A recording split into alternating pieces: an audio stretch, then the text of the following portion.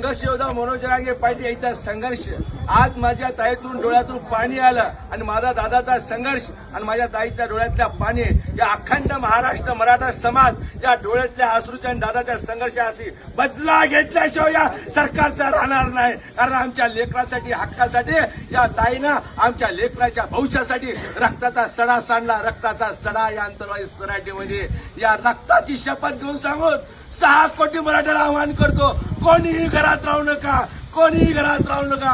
हे आपल्या लेकरा बाळासाठी त्याग आहे रे, आपल्या लेकरा बाळासाठी त्याग आहे। या त्यागाची किंमत ठेवा आणि हिमतीने निघा। आपल्या लेकराचं हक्काचं आरक्षण घेऊन होता दादाला खंबीरपणे पाठिंबा देऊता।